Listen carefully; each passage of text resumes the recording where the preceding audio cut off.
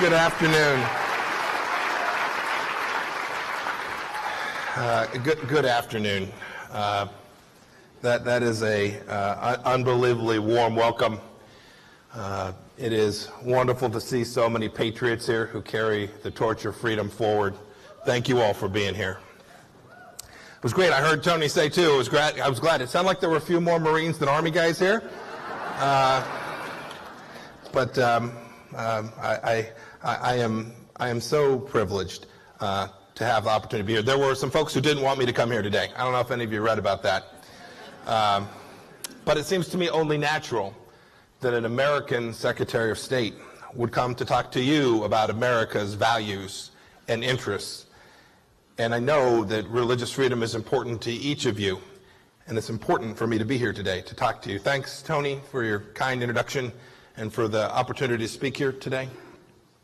I've known Tony as a fierce, courageous defender of America's essential freedoms, the thing that I do now each and every day as a Secretary of State. And I didn't know that Tony had a connection to the State Department until I was preparing for this. A few years ago, he was part of our anti-terrorism assistance program. And someone said that the dark was scared of him. I hope the terrorists were scared of him, too. Thank you, Tony, for your important work.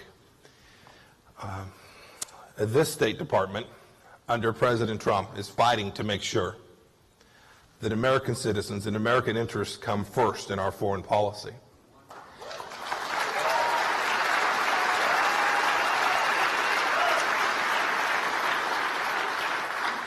At the very heart of our mission is the preservation of human dignity. And this administration understands an eternal truth, that each person has an essential worth simply because he or she is human and having been created by God. And our Declaration of Independence enshrines that self-evident truth. We all know this, that each of us is endowed by our Creator with inalienable rights to life, liberty, and the pursuit of happiness. Whenever I say that, I'm always reminded when I taught fifth grade Sunday school with my wife, Susan, we were teaching them about faith, but we were talking about religious freedom in America and how we were so blessed to be able to go to that church and worship. And I talked to them and I read that phrase to them, and one of the little fifth grade boys raised his hand and said, "I especially like that pursuit of happiness part." These ideas come from our unwavering belief in the inalienable rights. It's what makes America so exceptional, so free, so prosperous, the greatest nation in the history of the world. Our calling as Americans is to preserve that, to protect it, to keep that ancient spark of wisdom in the laws of our own republic, and to do so as best we can all around the world. President Trump, in a remarkable speech he gave in Warsaw, Poland, said that above all, we value the dignity of every human life, we protect the rights of every person, and we share the hope of every soul to live in freedom. For Americans, that's our birthright, freedom. But for many around the world, it's an aspiration. And each of us can do many things to help fulfill that aspiration. I think that sometimes here in America we take it for granted. Those of us who are believers don't see that in so many places where that simple thing, that belief that we have, is challenged. And I urge each of you never to hide it under a bushel, to understand how important it is that we speak about this. We speak about faith and freedom in a way that is candid and clear and the best of what America has to offer. You know, I came to the State Department, I talked about swagger, and the State Department getting its swagger back. It's been mocked a little bit, indeed, by Kanye West. He had a song or something. I'm pretty unfamiliar with that terrain. But what I meant by that was what I just said. We have this incredible privilege to be citizens of the United States of America, to have the religious freedom, and to build relationships around the world. It allows us to protect human dignity of our own people and advance it where that freedom is under assault. I want our diplomats, those diplomats who are tasked with representing you all around the world, I want them to comfortably, unapologetically, and respectfully advance American ideals and interest in every corner of the world.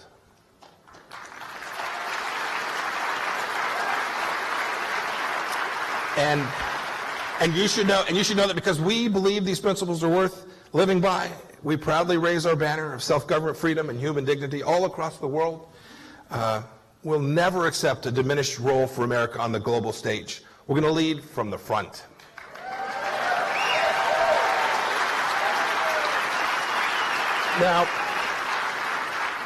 Now, it's a little different from when I was a soldier.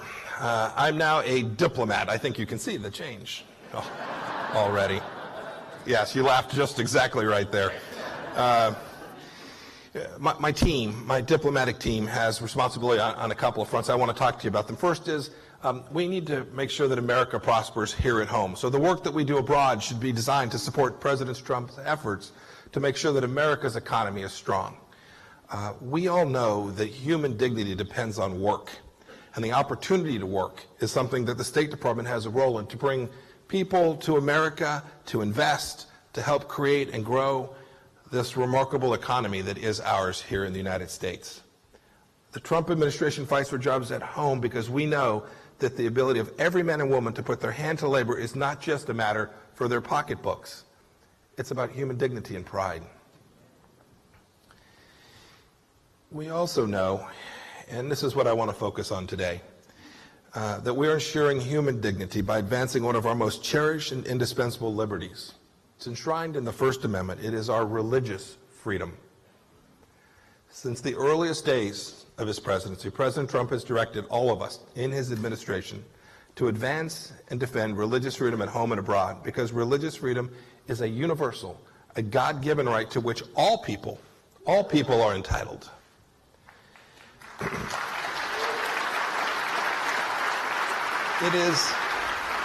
Religious freedom is also an essential building block for all free societies, and our founders knew this. It's a freedom that I care personally about, and I know you do as well. It's the one that drew me to serve my country in the United States Armed Forces. But sadly today, more than 80% of the global population lives in countries that place significant limitations on religious freedom. And I know it brings many of us heavy hearts to watch the ongoing persecution of Christians and other minorities in countries like the Islamic Republic of Iran. We are fighting for human dignity of the Iranian people by speaking the truth about the oppressive and corrupt regime that controls those people. Religious minorities in Iran are routinely imprisoned, stripped of their rights, kicked out of their jobs, and subject to many other abuses. Earlier this year, I'm sure some of you saw this, there was a moving news segment on 20 Iranian Christians who made a dangerous journey outside of Iran to an undisclosed location. After years of gathering in secret, all they wanted was to spend a few days in a place where they could conduct a baptism ceremony without fear of reprisal. And so 20 of them secretly flew to a foreign country and rented a hotel swimming pool for some baptisms. One man said he had waited 10 years since his conversion for this very moment. This is the level of secrecy needed to be a Christian inside of Iran. I could give you many more examples of how Iranian people have been mistreated by a repressive, corrupt, and hypocritical regime for 40 years. As part of a larger persecution of the Sunni minority, last year, one court sentenced 4 Sunnis to 5 years in prison for the crime of jogging. Of all things, a Sufi Muslim man was hanged in June after a sham judicial process. After President Trump withdrew from the flawed deal, he implemented a new strategy to force a change in the Iranian regime's behavior. And part of this strategy is to make sure that the voices inside Iran crying out for accountability, justice, and religious freedom know that the United States stands with them. We stand with the Christians, the Jews, the Sufis, the Muslims, the Zoroastrians, the Baha'i, and all other faith groups in Iran who have had their human dignity violated by this regime.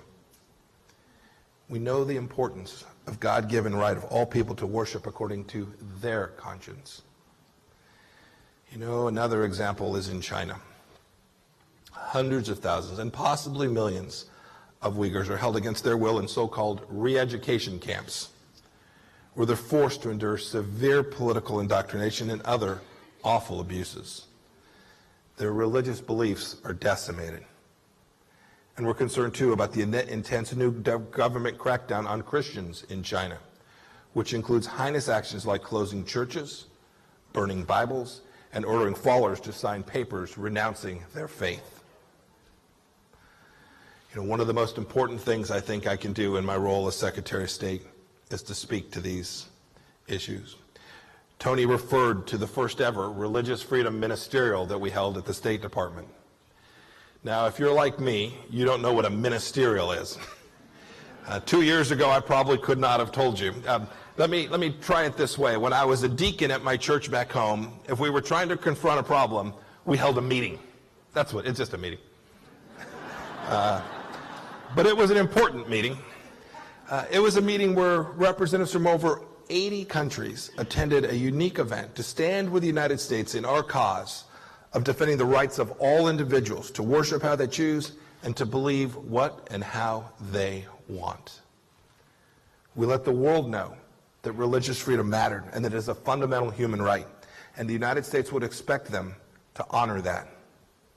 I must say, when the meeting kicked off, I didn't know exactly what to expect, but the response, the pent-up demand for this opportunity was so overwhelming that we're going to do it again next year.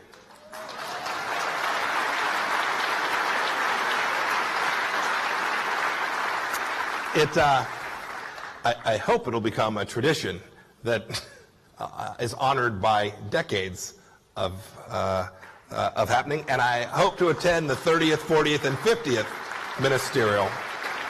We truly do. We envision this becoming a landmark gathering for the world. We didn't just talk. We came up with plans. We helped countries that were challenged to set up institutions where religious freedom would be talked about and discussed, and if they were a little further along, to help them continue to develop that inside their own country. And most of all, we wanted to do this to set an example. It's what the State Department can do best in representing each of you all around the world, making this nation the continued beacon, the beacon that says one's right to worship their God is a fundamental freedom that every human being has, and that America values this and will demand it. We're confident that our progress will continue because the State Department has been a lifelong champion for religious liberty. We're blessed now to be quarterbacked by a good friend of mine, 2 Kansans now, Senator Sam Brownback, leading our religious freedom efforts.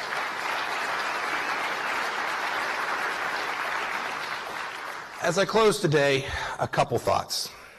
I want to tell you a final quick story about how we're ensuring human dignity by working to bring home Americans that have been unjustly held captive by other nations.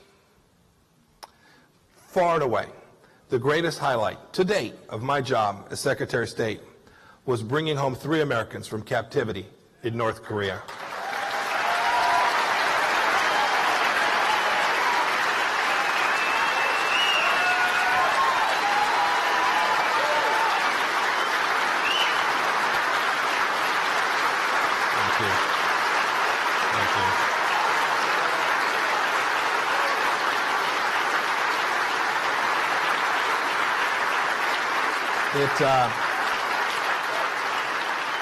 It's emotional still to speak about it. When Kim Dong-chol, Kim Hak-song, and Tony Kim got off our plane at about 2:30 a.m. at Andrews Air Force Base, their faces were bursting with tears of joy. They hugged and they wept with their families. And President Trump was on the tarmac to meet them.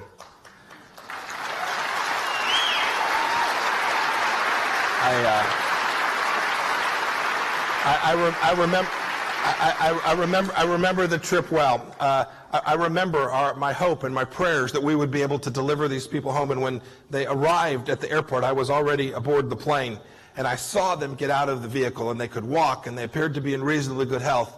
I wasn't emotionally prepared for the moment, and even now as I speak about it, it reminds me of the greatness of our nation. On that flight, they scribbled out a note, and you can see it if you go back and look at the video. One of the men handed me a little note card. I put it in my vest pocket as they were climbing down the stairway. As I got home that night with Susan, I pulled it out, and on that index card was Psalm 126. And it read as follows: When the Lord brought back the captives to Zion, we were like men who dreamed. Our mouths were filled with laughter, our tongues with songs of joy. Then it was said among the nations, the Lord has done great things for them. The Lord has done great things for us, and we are filled with joy.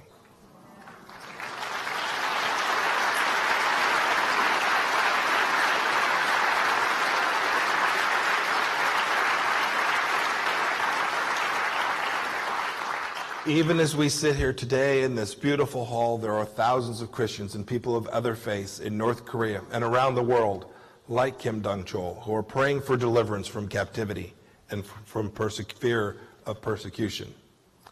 His deliverance gives us hope and energizes our prayers that all those mistreated for their faith around the world will endure and one day be free.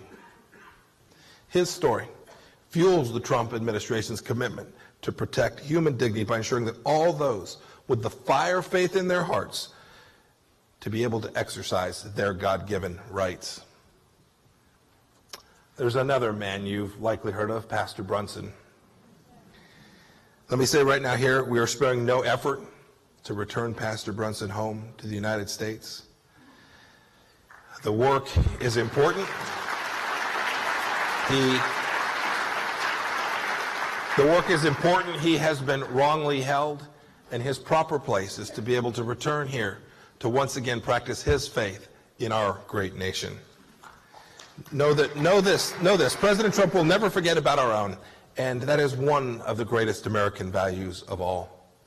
On the day Pastor Brunson returns, just like the men I spoke of a bit ago, they also will be able to say that the Lord has done great things for us, and again, our hearts will be filled with joy. Thank you. May God bless you all.